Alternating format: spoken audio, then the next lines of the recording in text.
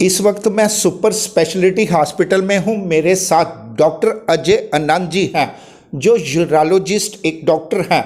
इस वक्त मैं आपको लाइव तस्वीरें भी दिखाने का प्रयास कर रहा हूं सुपर स्पेशलिटी हॉस्पिटल के ओपीडी की, जहां पर मात्र 10 रुपये की ही पर्ची कटवाकर आप डॉक्टर को दिखा सकते हैं।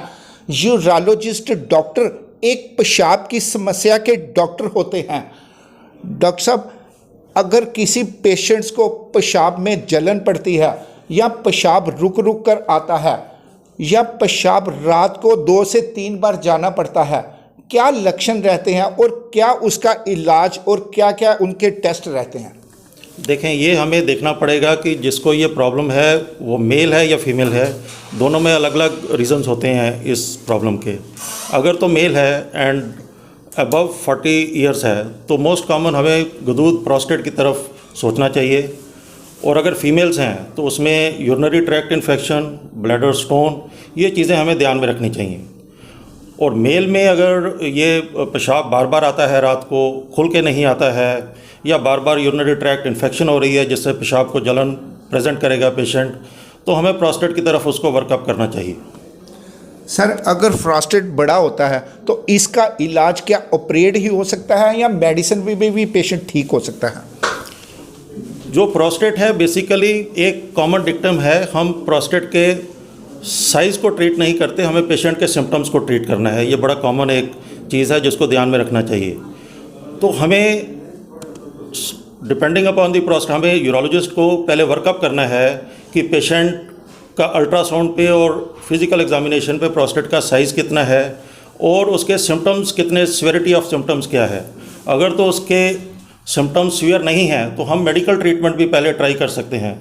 बेसिक 2-3 चीज़ें हैं, ultrasound, uroflowmetry test, and if the patient is above 40 we have to go for PSA in all the patients to rule out prostate cancer also. That is very important. तो अगर patient के symptoms severe नहीं हैं and ultrasound पे prostate का size ज़्यादा नहीं है और मीडियम लोब एनलार्ज नहीं है और post wide residual urine significant नहीं है एंड यूरोफ्लोमेट्री में उसका जो मैक्सिमम फ्लो रेट है वो एडिक्वेट है एंड बॉदरसम सिम्टम्स नहीं है, जैसे रात को बार बार नहीं जाना, लेस देन 2 टाइम्स जाता है, तो हम मेडिकल ट्रीटमेंट ट्राई कर सकते हैं। मेडिकल ट्रीटमेंट भी यूरोलॉजिस्ट डिसाइड करेगा, काफ़ी तरह के हैं। बट अगर उसके बॉदरसम सिम्टम्स हैं एंड हम मेडिकल ट्रीटमेंट दे रहे हैं and in spite of treatment अगर 3 महीने से ऊपर उसकी सीवियरिटी ऑफ सिम्टम्स इंक्रीज हो रही है, then urologist has to consider for the surgical treatment. Doctor साहब, अगर प्रोस्टेट होता है, अगर प्रोस्टेट कुछ बढ़ जाता है तो सुना है कि वो कैंसर की तरफ भी पेशेंट जा सकता है। इसलिए मैंने आपको बोला, एक यूरोलॉजिस्ट का एक इम्पॉर्टेंट काम है पेशेंट का फिजिकल एग्जामिनेशन, जिसको हम डिजिटल रेक्टल एग्जामिनेशन बोलते हैं, और दूसरा है PSA। हर पेशेंट, हर आदमी, मेल पेशेंट जो 50 साल से ऊपर है, annual serum PSA examination is must.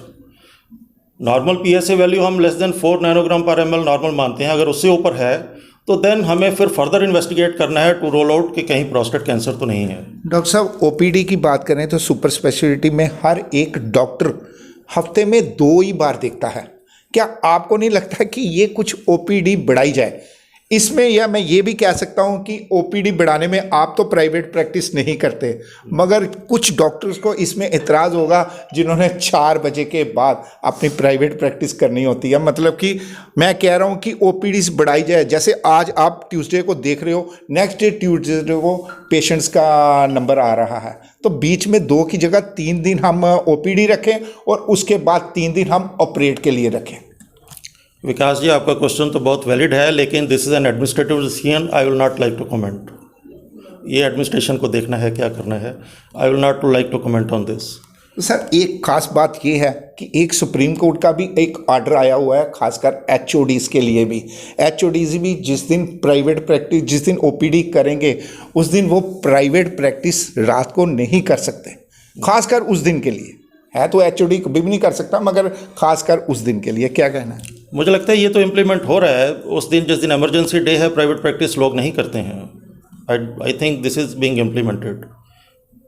मेरी नॉलेज में तो यही है, आपके है तो आप बता सकते नहीं हैं। नहीं, मैंने तो आपका सुना हुआ है कि आप तो अभी एसोसिएट प्रोफेसर, मगर तब भी आप प्राइवेट प्रैक्टिस नहीं करते, ये तो हमें पता है। मगर पेशेंट जिन्हों आपको दिखाना चाहते हैं उन बेचारों को यहाँ सुपर में आना पड़ता है। नहीं, ऐसा कुछ नहीं है। प्राइवेट प्रैक्टिस मैं करता हूँ या नहीं करता हूँ, that is a separate question. This is allowed by the government as such, that is legally allowed by the government. But हाँ, हम वो एडमिनिस्ट्रेटिव डिसीजंस हैं, वो एडमिनिस्ट्रेशन उसके ऊपर लुक फॉर देख सकते हैं कि क्या करना है क्या नहीं करना है। बट हम अपनी कोशिश यही करते हैं कि जो पेशेंट्स हैं, जितनी हमारी नॉलेज है और जितनी हमारी हैसियत है और जितनी हमारे को उन्होंने दिया है एडमिनिस्ट्रेशन ने, हम उतनी अपनी जस्टिस करें। बहुत बहुत शुक्रिया डॉक्टर साहब। ये थे हमारे साथ डॉक्टर अजय आनंद जी, जो यूरोलॉजिस्ट डॉक्टर है, जिनका साफ तौर पे कहना है कि अगर पेशेंट्स को यूरोलॉजिस्ट में किसी भी किस्म की यूरोलॉजी में प्रॉब्लम आती है, यानी कि प्रॉब्लम हुई कि पेशाब रुक रुक कर आता है या पेशाब रात को या 2 से 3 बार जाना पड़ता है, उसे डॉक्टर साहब को दिखाना, यानी कि यूरोलॉजिस्ट डॉक्टर को दिखाना अनिवार्य है। और उनका अल्ट्रासाउंड भी किया जाएगा। उसके बाद अल्ट्रासाउंड के बाद उनको मेडिसिन दी जाएगी या ऑपरेट किया जाएगा, ये अल्ट्रासाउंड लेवल के बाद ही पता लगेगा। दीजिए इजाज़त, मुझे और मेरी सभी टीम को देखते रहिए। वीडियो जर्नलिस्ट निखिल बख्शी के साथ मैं विकास गुप्ता, यंग बाइट जम्मू।